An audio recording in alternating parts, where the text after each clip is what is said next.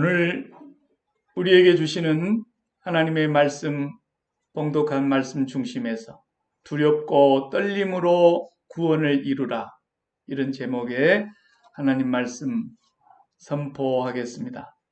두렵고 떨림으로 너희 구원을 이루라. 오늘 빌립보서 2장 본문 12절의 말씀 하반절에 있는 말씀입니다. 우리가 예수를 믿으면 구원을 받는다 그러지 않습니까? 구원받았다라는 말, 우리가 하도 많이 듣고 사용하는 말이죠. 또 구원을 받았다고 하는 말과 오늘 본문에 나오는 구원을 이루라 하는 말씀은 차이가 있습니다. 이 두 단어의 차이를 우리가 반드시 바르게 알고 이해를 해야 되겠습니다. 구원받았다, 이것과 구원을 이루라, 하나는 완료형이고 하나는 진행형입니다. 그렇기 때문에 이 두 차이를 알지 못하면 신앙생활에 많은 왜곡과 혼란이 오게 되어 있습니다. 코로나 바이러스 사태로 우리 고국에서 최초로 신천지라는 이단이 밝히 드러나게 됐습니다. 예수를 믿는 사람들만 알고 있었던 이 이단 단체가 하나님의 어떤 섭리에 의해서 이번 기회에 만천하의 그들의 만행과 거짓과 위선과 술수와 모든 악함이 다 드러나게 된 것도 하나님의 놀라우신 역사라고 저는 믿습니다. 그 이단뿐만 아니라 오늘날 한국 교회를 위협하는, 성도들을 미혹하는 수많은 이단들이 마치 여름날에 모기떼처럼 달려드는 그 이유도 구원받았다고 하는 이 구원, 그리고 구원을 이루어 가야 된다고 하는 이것을 잘못 오해하고 있기 때문에 생겨나는 일들이고, 순진한 성도들이 미혹을 당하고 왜곡된 신앙생활로 곁길로 빠져나가게 되는 이유도 다 거기에 있다고 보는 것입니다. 구원을 받았다고 하는 말은 우리 성도들에게 있어서 생소하지 않지요. 그러나 오늘 본문 말씀을 보면 두렵고 떨림으로 너희 구원을 이루라, 이렇게 말씀하고 계신 걸 보면은 구원은 아직 완성되지 아니하였으나 그 완성을 향해서 구원을 이루어 가야 할 일은 우리의 책임이요 몫이라고 하는 것을 말씀해주고 있는 것입니다. 구원관이 잘못되면 신앙생활이 왜곡한 길로 빠져들게 되고, 한번 잘못된 신앙생활이 몸에 배이고 습관이 되면 시 고치기가 어려운 것입니다. 성경을 읽다 보면은 참 얼른 이해가 되지 않는 부분이 한두 곳이 아니겠습니다만은, 가장 복음서에서 저도 성경을 읽으면서 쉽게 이해되지 않는 이상한 부분이 있습니다. 그건 뭐냐 하면, 우리를 구원하시기 위해서 오신 예수님께서 자신이 구원자라고 하는 사실을, 다시 말하면 메시아요 그리스도로 이 땅에 오셨다는 사실을 사람들에게 알리지 말라고 경계를 하고 계셨다는 것입니다. 다시 말하면 함구령을 내린 거예요. 입 다물어라. 어디 가서 나를 보고 그리스도다, 메시아다, 사람들에게 함부로 얘기하지 말아라는 겁니다. 오늘 우리식으로 보자면 이상하지 않습니까? 우리는 열심히 가서 전도하면서 예수가 그리스도입니다, 그분이 메시아입니다, 우리를 구원하시기 위해서 오신 분입니다, 우리가 전도해야 되는 복음의 내용의 가장 핵심인데, 정작 구원자로 오신 예수님은 사람들에게, 제자들에게 내가 메시아고 내가 구원자고 내가 그리스도라는 사실을 일체 다른 사람들에게 알리지 마라, 이렇게 말씀하신 이유를 우리가 좀 이상하지 않습니까? 그 이유가 뭐냐 하면 구원관의 잘못된 것 때문입니다. 구원이 잘못됐어요.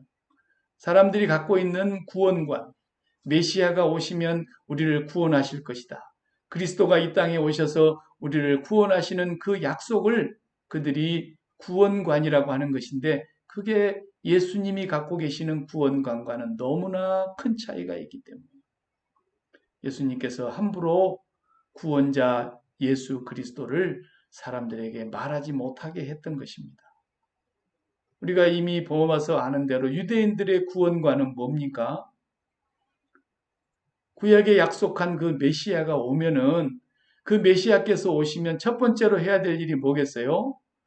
로마를 무너뜨리고 로마의 지배 아래 있는 자기 민족을 독립시키는 것이 첫 번째 해야 될 일입니다. 메시아가 오셔서 구원의 1번, 나라의 독립, 2번, 그리고 만국을 다스리는 왕으로 이제 예수님이 왕의 자리에 앉으셔야 합니다. 그리고 세 번째는 예수님의 제자 12명은 예수님의 요즘으로 말하자면 행정부가 아니겠습니까? 각급 장관들로 12자리의 좌석을 만들어서 그들에게 나라를 다스릴 수 있는 권한을 부여해야 하는 것입니다. 그리고 이제 자기들을 그동안에 짓밟고 억누르고 괴롭혔던 로마를 중심으로 해서 모든 이방 나라들은 발밑에 짓밟고 그들 위해서 군림하며 세상을 통치하는 그것이 유대인들이 기다리고 있었던 그 당시에 심지어 예수님의 제자들까지도 믿고 있었던 구원관이라 이겁니다. 그런 구원관을 갖고 있는 당시에 예수님이 메시아로 구원자로 오셨다는 말을 가서 함부로 퍼뜨리면 그들이 갖고 있는 구원관이 큰 왜곡을 이루어내기 때문에 예수님이 오신 구원은 그런 게 아니잖아요. 예수님은 나라를 독립하러 오신 것도 아니고 가난한 자들을 헐벗은 자들을 배불리 먹여주려고 오신 것도 아니고 병들어 죽어가는 사람들 다 병 고치려고 오신 것도 아니고 물론 그런 일을 하셨지만 예수님의 구원은 그것과는 상관이 멀었다는 겁니다. 예수님의 구원과는 뭐냐? 예수님께서 하루는 제자들에게 물었지 않습니까? 사람들이 나를 보고 누구라 그러든 그러니까 베드로가 어떤 사람은 뭐 엘리야라 그럽니다. 또 다른 제자들이 어떤 사람은 구약의 에레미야 선지자나 위대한 선지자들과 같은 그런 선지자 중에 한 분 아니겠느냐 그렇게 말합니다. 어떤 사람들은 세례 요한이라고 말합니다. 뭐 사람들이 각각 예수님에 대해서 하는 얘기를 그대로 전달을 하니까 예수님께서 그럼 너희들은 나를 누구라 하느냐 물었어요. 그때 베드로가 주는 그리스도시 살아계신 하나님의 아들이십니다. 그럴 때에 주님께서는 베드로의 그 신앙 고백을 칭찬하셨습니다. 맞습니다. 분명히 메시아입니다. 그리스도입니다. 구원자이십니다. 그런데 예수님께서 비로소 그때 예수님의 구원관을 말씀하시지 않습니까? 이제 인자가 예루살렘에 올라가서 서기관과 백성의 장로들과 대제사장들에게 많은 고난을 받고 그리고 십자가에 죽임을 당하고 제4월에 살아나야 하리라. 이 말씀하시는 거예요. 진짜 구원은 여기에서부터 시작되는 것이기 때문에. 그래서 베드로가 만류했다가 사탄아 물러가라고 하는 큰 책망을 받았던 것이었죠. 그리고 예수님께서 그 말미에 뭐라고 말씀하십니까? 아무에게도 내가 그리스도라는 사실을 말하지 말라. 입 다물고 함구령을 내린 것입니다. 아니 구원자로 오셨으면 구원자가 오셨다고 해서 큰 소리로 외치고 선포해야 되는 것이 우리 사명일 것 같은데 예수님은 오히려 제자들에게 입 다물고 해요. 구원 간에 큰 차이가 있기 때문입니다.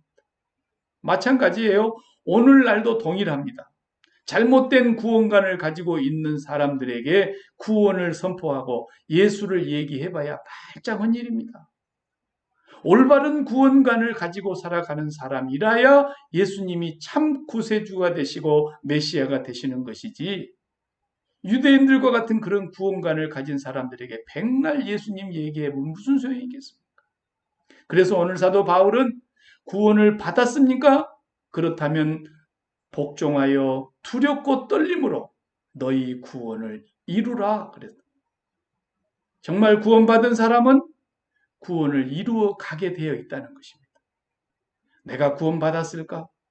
확신만 갖고 있다고 해서 큰 소리 친다고 해서 구원받은 게 아니고 구원받았다고 하는 것은 내가 구원을 이루어 가고 있느냐를 보면 그게 증거입니다. 입으로는 구원받았다고 고백하면서도 내가 살아가는 삶을 통해서 구원을 이루어가지 못한다면 아직 구원을 모르거나 구원받지 못한 것입니다. 진정한 의미에서 구원이라는 건 뭐냐? 죽어서 천국 가는 거 아니라니까요. 그것을 구원이라고 우리가 그동안에 잘못 오리엔테이션 되고 잘못 교육을 받은 거예요. 예수 믿는 목표가 천국 가는 거 아니에요. 예수 믿고 구원받는다는 진정한 구원의 의미는 뭐냐면 우리가 어디 있든지 언제든지 태어나서 죽는 날까지 하늘에 계신 하나님 아버지와 항상 살아서 연결되어 있는 삶. 그게 구원이에요. 전화기 여러분 들고 있지만 그 전화기 전파 끊어지고 뭐 돈을 안 냈다든지 고장이 나가지고 전파가 연결이 안 됐다 그러면 그 전화기 뭡니까? 애들 가지고 있는 장난감도 안 되는 거죠. 항상 전파가 연결되어 있어야 그 전화기가 재구실하는 것처럼 구원이라는 건 뭐냐? 정확한 성경에서 말하는 구원은 언제 어디서나 우리가 잠자고 있는 순간까지도 하늘 아버지 살아계신 분과 계속 연결되어 있는 삶을 살아가는 그게 구원이에요. 그렇게 살아가다 보니까 그렇게 살다가 어느 날 하나님이 이제 그만 살고 오너라 그리고 부르시면 당연히 아버지 계신 곳에 우리가 가 있을 거 아닙니까? 그 천국 가 있는 거죠. 근데 예수 믿는 목표가 천국이 아니란 말이에요. 우리가 예수 믿는 것은 구원받는 삶을 살기 위해서 그런 거죠. 죽어서 천국 가는 구원이 아니라 이 땅에 살아있는 동안에 구원을 이루어가고 이 땅에서 구원받은 자의 삶을 살다가 이제 네 수명이 다 됐고 너를 향한 내 뜻이 끝났으니 오너라 하면은 자연히 아버지 있는 곳에 우리가 갈 거 아니겠습니까? 그런데 이 세상에 살면서 구원을 이루지 못하면서 죽어서 천국 간다는 건 그건 거짓말이고 그건 세상 종교에서 하는 말이고 그건 구원이 아니에요. 그래서 사도 바울이 오늘 이렇게 중요한 말씀을 하고 계시는 겁니다. 예수님은 자신을 드러내지 못하게 하신 거예요. 그때만 그런 것이 아닙니다. 회당장 야이로의 딸 12살 먹었던 그 소녀가 죽었지 않습니까? 그 소녀 살려놓고도 뭐라 그래요? 거기 따라 들어간 베드로, 야고보, 요한 그리고 그 회당장의 가족 그들에게 예수님이 마지막 뭐라 그러십니까? 이 일을 아무에게도 말하지 말라 예수님께서 경고하셨다 그랬어요. 워닝이에요, 워닝. 아무에게도 네 딸 죽었다가 살아난 얘기하지 말라. 요즘 같으면 그냥 목사가 그저 어디 뭐 감기 든 사람 그냥 안수해가지고 독감 한 번만 나서도 그냥 입이 근질근질해가지고 말을 하고 싶어서 막 난리를 칠 거 아니겠습니까? 불의 사자 오다 막 그러고 불의 호랑이는 안 온가 모르겠어요. 자기 피하라고 싶고 능력 있는 종이라고 막 가서 얘기하고 싶고 입이 근질근질하지 않겠어요? 그런데 죽은 사람을 살렸는데도 경고를 내리시는 거예요. 어디 가서 얘기하지 마라. 왜? 구원관이 잘못되어 있는 사람은 죽은 예수를 가서 전달해도 소용없다는 겁니다. 그걸 아셔야 돼요. 예수님 그때만 그런 게 아닙니다. 변화산에서 우리 지난 주일에 본 대로 베드로, 야고보, 요한이 그 찬란한 예수님의 본체의 영광을 보는데 내려오시면서 그러시잖아요. 오늘 본 거 아무에게도 얘기하지 마. 또 바디메오를 중심으로 해서 시각장애인 두 사람이 주님 앞에 호소하고 눈을 떴지 않습니까? 그 눈을 띄워주고 나서 두 사람에게 또 경고하는 거예요. 엄히 경고했다 그랬어요. 마가복음 9장 30절에 예수께서 엄히 경고하시되 삼가 아무에게도 알리지 마라. 심지어는 온몸에 나병 든 사람 누가복음 5장에 보면 나병 환자를 깨끗하게 고쳐주시고 나서 또 그럽니다. 예수께서 그를 경고하시되 아무에게도 이르지 말라. 여러분 이 말씀 잘 기억하셔야 됩니다. 예수님께서 왜 이렇게 자신이 구원자임이 분명한데도 메시아요 그리스도임에도 불구하고 그분을 다른 사람에게 말을 못하게 했겠습니까? 오늘 우리식으로 말하면 가서 전도하지 마 이런 말도 되는 거예요. 예수님 함부로 어디 가서 얘기하지 마 그런 말 하는 거예요. 왜? 다들 구원관이 잘못되어 있기 때문에 그렇다는 것입니다. 구원관이 잘못되어 있는 사람들에게는 예수 그리스도를 아무리 얘기해도 소 귀에 경이 있기와 똑같이 되기 때문에 말 못하게 한 것입니다. 그러므로 오늘 우리 그리스도인들이 진실로 구원관이 바르게 돼야 된다는 것입니다. 여러분이 구원을 받으셨다면 이제 구원을 이루어 가야 된다는 것입니다. 그 구원을 이루어 가는 사람이라야 예수님 증거할 수 있는 능력이 있고 예수님 전파할 책임이 있고, 내가 구원을 이루어가고 있는 이 모습을 보라. 비로소 이 사람만이 예수님을 바르게 전할 수 있는 거예요. 뭐 병 고치는 걸 보라, 기적이 일어나는 걸 보라, 이적이 나타나는 걸 보라, 그러면서 예수 전해봐야 그렇게 예수 전한 것 가지고는 안 된다라는 겁니다. 우리가 분명히 알아야 될 것은 우리의 구원이 바르게 돼야만 예수님을 바르게 증거할 수 있는 그리스도인이 될 것이고, 이제 저와 여러분들이 이 땅에 사는 동안에 구원을 이루어 갈 때만, 저 사람들이 진짜 구원받은 사람들이구나. 저 사람들의 사는 삶의 모습을 보라. 저 사람들의 삶의 인격을 보라. 저 사람들이 살아가는 삶의 스타일을 보라. 저 사람들의 입에서 나오는 얘기를 들어보라. 과연 구원을 이루어가고 있는 그 모습을 볼 때에 그 사람들이 우리의 구원을 믿고 예수 그리스도를 따를 거라는 거예요. 우리는 구원받은 것을 너무나 잘 안다고 말합니다. 박 목사가 아무개 집사님, 아무리 봐도 내가 볼 때는 구원 못 받은 것 같네, 이렇게 얘기를 한다 그러면 들을 때 얼마나 기분 나쁘겠습니까? 아주 속상할 겁니다. 아마 시험에 들 거예요. 사람들은 구원 못 받았다는 말을 듣는 것은 제일 기분 나빠합니다. 예수 믿는 사람. 저도 마찬가지일 겁니다. 어떤 사람이 와가지고 박 목사님 구원 받았습니까? 하면서 막 따져 물면서, 이단들이 그런 짓거리 잘하잖아요.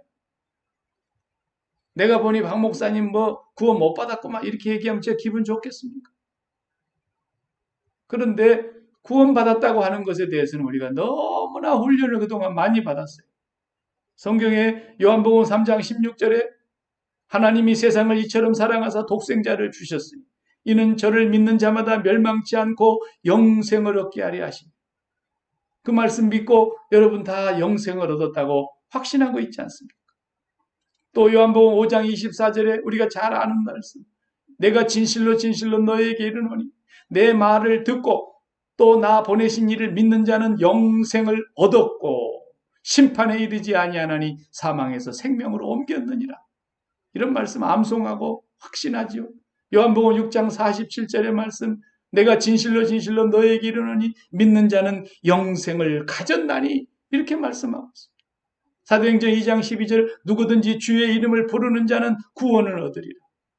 사도행전 16장 31절에 바울이 옥중에 있는 간수에게 주 예수를 믿으라, 그리하면 너와 내 집이 구원을 얻으리라. 예수 믿으면 구원받는다. 로마서 10장 9절 말씀, 10절 말씀 보면은 만일 내가 내 입으로 예수를 주라 시인하며 하나님께서 그를 죽은 자 가운데서 다시 살리신 것을 내 마음에 믿으면 구원을 얻었다는 거. 다 예수 믿으면 구원받는 거, 예수 믿는 사람들 다 아는 사실이죠. 구원받았습니다. 나도 그 사실을 인정합니다. 그렇다면 구원을 이루어 가고 있느냐라는 것. 구원을 이루어 간다고 하는 것, 이것은 예수님께서 성경에 이런 말씀하셨습니다. 마태복음 10장 22절을 보면 또 너희가 내 이름으로 말미암아 모든 사람에게 미움을 받을 것이나, 우리는 분명히 예수님 말씀대로 될 것입니다. 예수를 바르게 믿는 사람들은 세상 사람들에게 미움을 받는 때가 온다는 것입니다. 끝까지 견디는 자는 구원을 얻으리라, 이렇게 말씀하셨습니다. 우리가 세상에서 환난을 당할 것이고 미움을 받을 것이고 박해도 받을 것이고 죽임을 당하기도 할 것이고 많은 손해를 입을 것이고, 그러나 끝까지 견디는 자라야 구원을 얻는다고 예수님 말씀하지 않습니다. 보십시오. 구원을 이루어 가야 된다는 말씀입니다. 사도 바울도 고린도전서 9장 27절에 내가 내 몸을 쳐 복종케 함은 내가 남에게 전파한 후에 도리어 내가 버림을 받을까 두려워함이라 그랬습니다. 사도 바울이 늘 복음을 전하는 사람으로서 수많은 사람들에게 예수님을 증거하지만 다 전파해놓고 자기가 버림받을까 두려워했다라는 겁니다. 나더러 주여 주여 하는 자마다 다 천국에 들어갈 것이 아니요 하늘에 계신 내 아버지 뜻대로 행하는 자라야 들어갈 것이라고 하셨지 않습니까? 그렇기 때문에 구원 받았다라고 하는 것으로 끝나는 게 아니에요. 진정한 구원은 구원을 이루어가는 것으로 확증이 되는 것입니다. 예수님을 믿어서 구원을 받았지만 내가 구원을 이루어가지 못한다고 한다면 히브리서에 보면 이런 말씀이 있습니다. 3장 12절에 형제들아 너희는 삼가 혹 너희 중에 믿지 아니하는 악한 마음을 품고 살아계신 하나님에게서 떨어질까 조심할 것이요 그랬습니다. 왜 이런 말씀하셨겠습니까? 더 나아가서 히브리서 6장 4절에서 6절 말씀을 보면은 한번 빛을 받고 하늘의 은사를 맛보고 성령에 참여한 바가 되고 하나님의 선한 말씀과 내세의 능력을 맛보고도 타락한 자들은 다시 새롭게 하여 회개하게 할 수 없나니 이는 그들이 하나님의 아들을 다시 십자가에 못 박아 드러내놓고 욕되게 함이라. 예, 이런 말씀 왜 하셨겠어요? 구원을 받았다고 하지만 구원을 이루어가지 못하고 복종하여 두렵고 떨림으로 구원을 이루어가지 못하고 살아가는 사람들이 있기 때문에 결론적으로 말씀드리면 진정 구원을 받은 사람이라면 진정 구원을 이루어갈 수 있다는 것입니다. 그러나 구원받지 못한 사람은 구원을 이루어갈 수 없습니다. 이는 마치 태어나지 않은 아이가 어떻게 성장하겠습니까? 태어나야 성장할 거 아닙니까? 마찬가지로 진정 구원받고 거듭나야 구원을 이루어 갈 수 있는 것입니다. 올바른 구원가는 먼저 구원받아야 된다는 건 맞습니다. 그러나 두 번째 구원을 이루어 가야 진정한 구원인 것입니다. 이 두 가지를 잘 이해하기 위해서 제가 비유적으로 한번 설명을 해보겠습니다. 구원은 선물이라 그랬습니다. 믿는 자에게 주시는 값없이 주시는 선물. 자, 그러면 구원받은 것은 뭡니까? 가령 예를 들면 누가 저에게 세계에서 가장 명성 있는 정말 이름 있는 피아노를 한 대를 그랜드 피아노를 선물로 줬다고 했어요. 선물로 값없이 구원받은 것처럼 선물로 줬어요. 그런데 그 피아노를 제가 받았지만 저는 피아노 건반 도레미파솔라시도밖에 못 치고 아무 노래 한 곡도 그 피아노로 연주를 할 수 없다고 한다면 그 피아노 뭐 하겠습니까? 선물로 받았지만 아무 소용이 없지 않습니까? 세계에서 유명한 피아노 같은 것은 뭐 오스트레일리아의 거기에서 만든 피아노 굉장히 유명한 것이죠. 오스트리아 사는 베젠도르프라고 하는 피아노가 있더라고요. 한 대 값이 보니까 집 한 채 값이 되군요. 20만 불이 넘어요.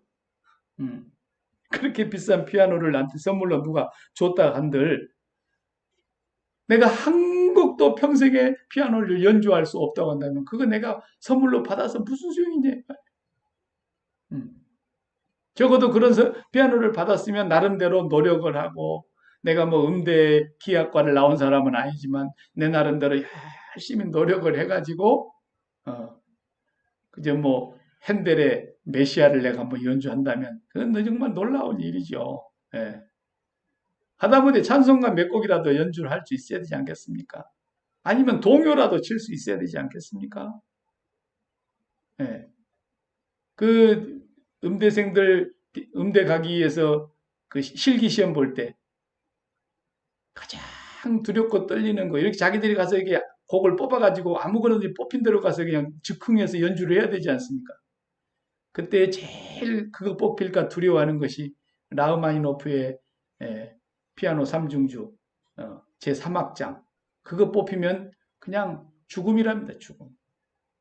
그게 얼마나 어렵고 힘든 연주인지 라흐마니노프의 그 피아노 3중주가 그렇게 어려운가 봐요.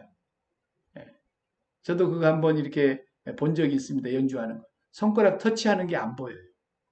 저게 과연 사람이 가능할 연주일까 할 정도로 신기에 가깝습니다.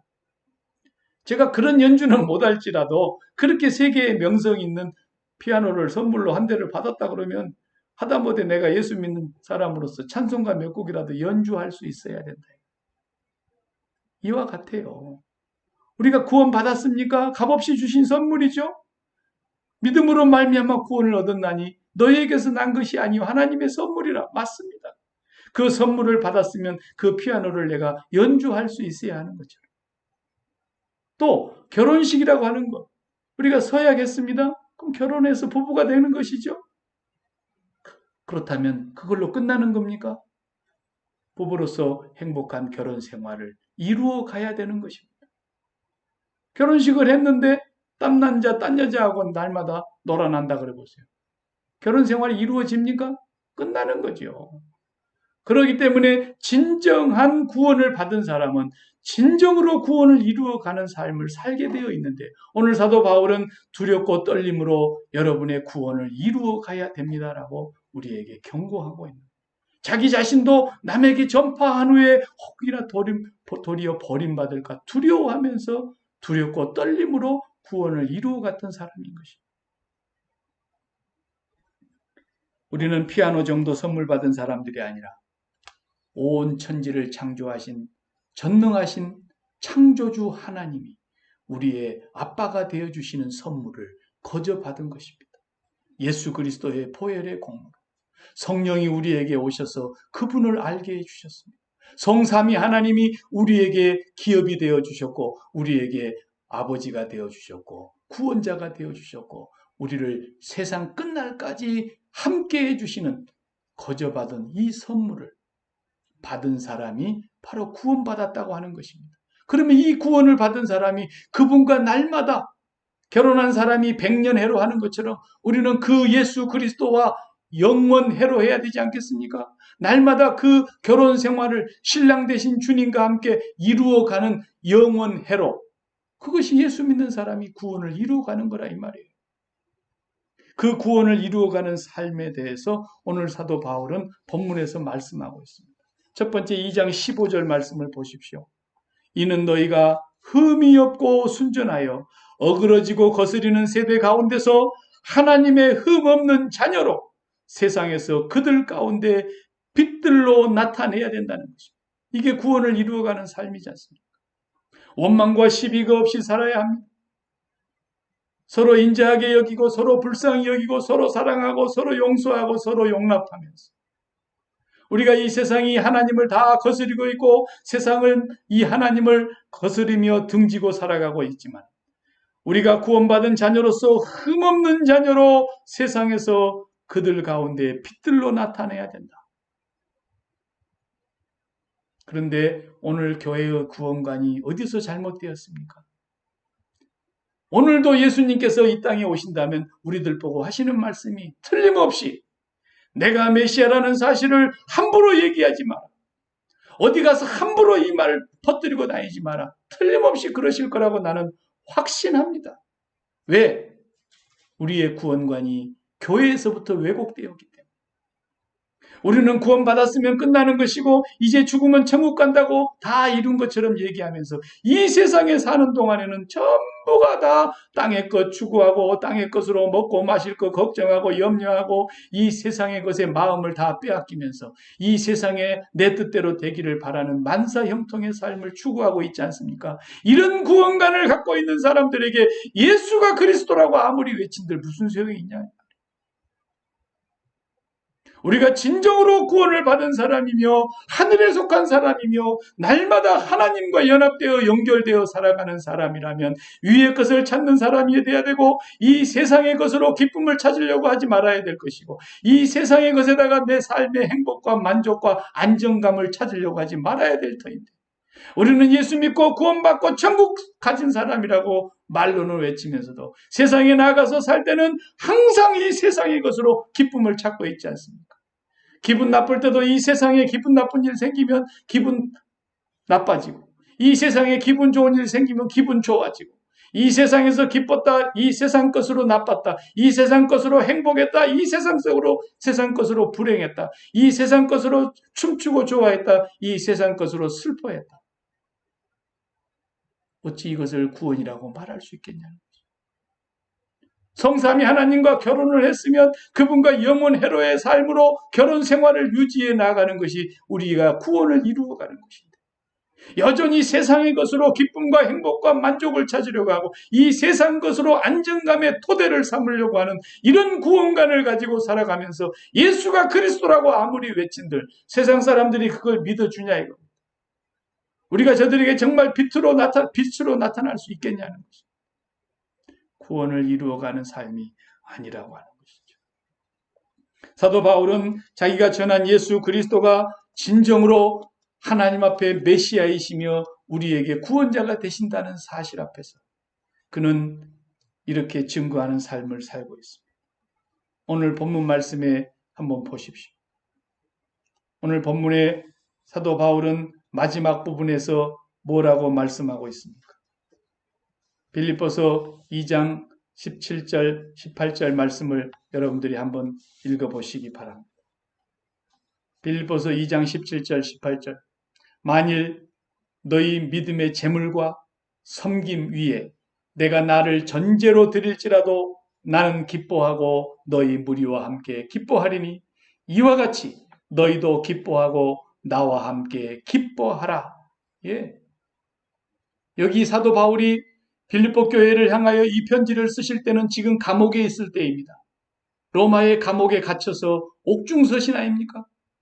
옥중에서 이 고난을 당하고 있으면서 그들에게 편지할 때 뭐라고 말합니까? 내가 빌립보 교회 성도님들 여러분들을 위해서 내가 섬기고 여러분들을 위해서 내가 지금 사역하고 있다가 이렇게 옥중에 갇혀 있는데 내가 마지막 때에 결국은 전제로 드릴지라도 전제는 뭡니까?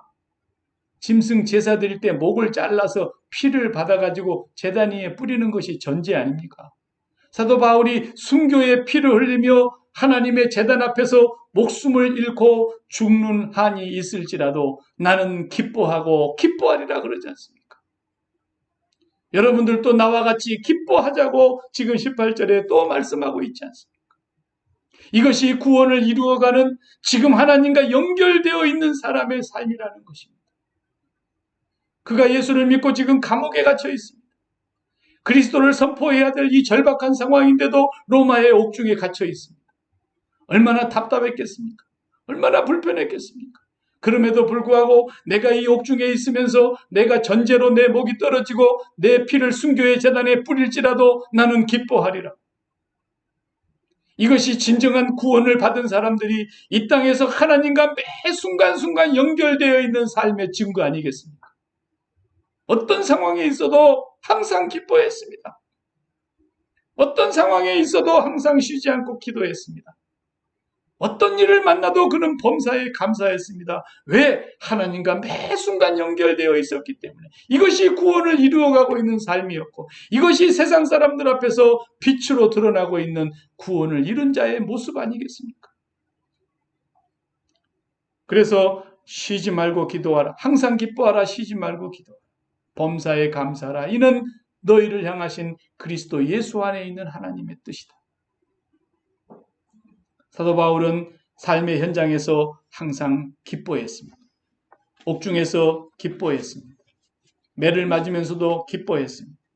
그의 삶을 보면은 그가 얼마나 어렵고 힘든 가운데서 고난을 당하며 박해를 받으며 곤란을 겪으며 복음을 전했다는 사실을 우리는 잘 알고 있습니다. 우리가 성경을 보면은 사도 바울이 겪었던 그 많은 고난들이 성경에 기록되어 있습니다. 그 내용을 보면은 이런 말씀이 있지 않습니까?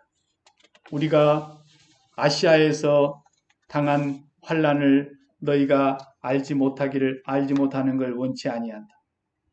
힘에 겹도록 심한 고난을 당하여 살 소망까지 끊어졌다. 사도 바울도 살다 보니까 살 소망이 끊어졌습니다. 살 소망이 끊어졌다는 얘기는 이제 죽을 지경까지 갔다라는 얘기 아닙니까? 예수 믿다가 이런 지경을 갔는데도 그는 날마다 하나님과 연결되어 있는 그 삶을 통해서 자신의 구원을 이루어 갔다라는 것입니다. 이 말씀과 오늘 우리 말씀을 한번 우리의 상황을 비교해서 보십시다. 오늘 우리가 이 세상을 살면서 죽을 지경이 됐다고 해봅시다. 우리가 과연 구원을 이루어가는 삶으로 이 상황 속에서도 기뻐하고 죽게 되들지라도 하나님 앞에 감사하면서 살 수 있겠습니까? 그렇다면 여러분 구원을 이루어가고 있는 것입니다. 사도 바울은 죽을 지경까지 하나님이 집어넣었는데 왜 그렇게 했느냐? 우리가 사형 선고를 받은 줄 알았다. 아, 이제 하나님이 우리를 여기서 인생을 끝내시려고 하는구나. 죽을 각오를 딱 하고 있었는데 하나님이 그 가운데서 살려주시더라는 거예요. 그래서 그가 고백합니다. 이는 우리로 하여금 자기를 의지하지 말고 죽은 자를 다시 살리시는 하나님만 의지하게 하려 하심이었다고 고백하고 있습니다. 죽을 지경까지 밀어내렸다가 다시 건져내 주시면서 하나님만 의지하고 살게 만들어 주시더라는 겁니다. 그 속에서 그는 구원을 이루어가고 있었던 것입니다. 그가 복음을 전하면서 당한 수고를 옥에 갇히기도 했고 매도 수없이 맞았고 여러 번 죽을 뻔했고 유대인에게 40에 하나 감한매를 5번 맞았고 3번은 태장으로 맞았고 1번은 돌로 맞았고 배가 파손되었는데 3번씩이나 파손되어서 일주일을 바다에 떠다니면서 캄캄한 가운데 뱃조각을 붙들고 바다에 떠돌아다녔고 여러 번 여행하면서 강의 위험, 강도의 위험, 동족의 위험, 이방인의 위험, 시내의 위험, 도시의 위험, 광야의 위험, 바다의 위험, 거짓 형제 중에 위험을 당했고 수고하며 애쓰고 여러 번 자지 못하고 줄이며 목마르고 굶고 춥고 헐벗었다 그랬어요.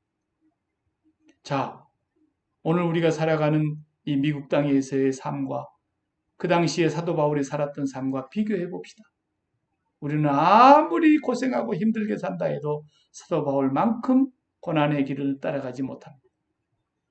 그러나 그는 그 어려운 순간순간 속에서도 구원받았기 때문에 하나님의 자녀가 되었기 때문에 매 순간순간 어느 곳에 있든지 하나님과 라이브로 연결되어 있었기 때문에 그는 이 모든 것을 구원을 이루어가며 기뻐하며 감사하며 살 수 있었다는 것입니다.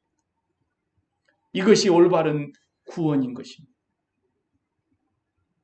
그가 한 번은 루스드라에서 복음을 전하다가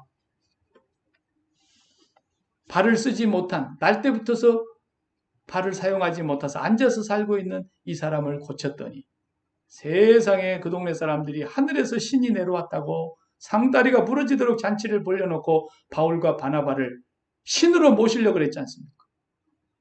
아, 그럴 때 그냥 한 장 딱 걸게 받아먹고 예수님 전하면 될 것인데 그렇게 하는 그 모습 앞에서 바울이 깜짝 놀라서 옷을 찢으며 그들이 상 차리는 것을 만류하고 자기들을 그렇게 높이 대접하려고 하는 것을 만류하며 우리도 당신들과 똑같은 사람입니다. 이렇게 얘기를 하니까 이 사람들이 미쳤는지 그냥 갑자기 돌변해가지고 바울을 잡아다가 돌로 때리는데 말이죠. 돌에 맞아서 죽었지 않습니까? 그게 그 때린 사람들은 죽었다 그러고 생각하고 성 밖에 갖다 내다 던져버렸다 그랬어요. 그런데 하나님이 그를 깨어나게 하셨고 살리셨습니다. 그러면 도망을 가야 될 텐데 다시 그 루스드라 성으로 걸어 들어갑니다. 걸어 들어가서 거기에 형제들을 모아놓고 뭐라 그럽니까? 제자들의 마음을 굳게 하여 이 믿음에 머물러 있으라 권하고 이 믿음에 머물러 있으라. 어떤 믿음입니까? 구원을 받았으면 이런 고난을 받고 이런 환난과 고초를 겪는데도 불구하고 하나님만 믿는 믿음을 말하는 겁니다. 이 믿음에 머물러 있으라 권하고 또 우리가 하나님의 나라에 들어가려면 많은 환난을 겪어야 할 것이라. 그것뿐입니까? 사도 바울의 몸에는 고치지 못하는, 고쳐주지 않으시는 병이 있었지 않습니까?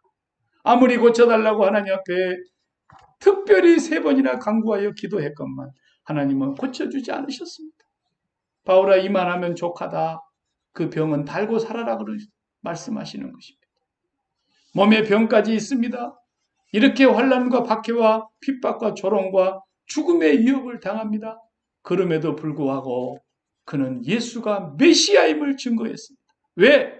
진정한 구원은 이 땅의 평강이 아니고 진정한 구원은 이 땅의 만사형통이 아니고 진정한 구원은 이 땅의 건강 장수가 아니고 진정한 구원은 이 땅의 부귀영화가 아니고 진정한 구원은 이 땅의 내 마음의 계획을 성취하는 그런 성공적인 삶이 아니라 어떤 상황 속에서도 하나님 아버지와 살아서 연결되어 있는 라이브의 삶을 살아가는 것이기 때문에 항상 기뻐했고 쉬지 않고 기도했고 범사에 감사하는 이 삶이 바로 구원을 이루어가는 삶이었고, 이것이 거스리는 세대 속에서 하나님의 흠없는 자녀로 빛으로 드러나는 삶이었기 때문에 이런 구원관을 가진 사람이라야 예수가 그리스도입니다라는 올바른 구원을 선포할 수 있는 것입니다. 이런 구원관을 가진 사람이라야 예수 그리스도의 증인으로 살 수 있기 때문에 구원관이 잘못되어 있는 사람들에게는 전도해서는 안 된다는 것입니다. 전도할 수도 없는 것입니다. 주님은 입 다물으라고 오히려 함구령을 내리고 계시는 것입니다. 진정한 구원은 오늘 또 세상을 십자가에 못 박고 이 땅에 대해서 죽고 죄에 대하여 죽고 하나님께 대하여 살고 하늘의 것을 찾으며 하늘의 영광으로 영광을 변혁시키시며 하늘의 영광이 내 마음속에 차고 넘치기를 간구하며 그 하늘의 영광을 날마다 체험하고 맛보면서 이 세상을 이기는 사람이 바른 구원관을 가지고 있는 사람이고, 이 구원관을 가진 사람이라야 예수가 그리스도라고 말할 수 있는 것입니다.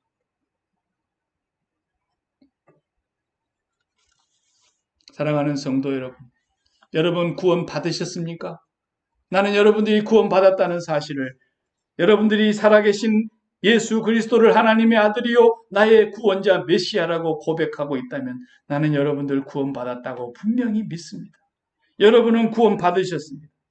여러분이 예수 그리스도를 나의 구주로 믿고 죄사함 받았는데 하나님의 자녀라고 인정하지 않을 도리가 없지 않습니까? 그렇다면 이 땅에서의 삶은 그 주님과 신랑 되신 주님과 영원 해로를 이루어 가시는, 구원을 이루어 가시는 삶이 되어야 한다는 것입니다. 피아노를 선물로 받았으면 한 곡이라도 연주할 수 있어야 되지 않겠습니까? 예수 그리스도와 결혼했으면 우리의 삶이 행복한 결혼 생활이 되어야 되지 않겠습니까? 구원을 이루어가는 사람은 항상 오늘 사도 바울이 보여주고 있는 것처럼 기뻐하고 있습니다. 주님과 교통하며 쉬지 않고 기도하고 있습니다. 그리고 모든 일이 무슨 일을 만나든지 다 범사가 하나님의 주권 아래 있는 것인 줄 믿기 때문에 범사에 감사하면서 살아가고 있습니다. 이것이 구원을 두렵고 떨림으로 이루어가는 하나님의 구원받은 백성의 삶인 것입니다. 기도하십시오.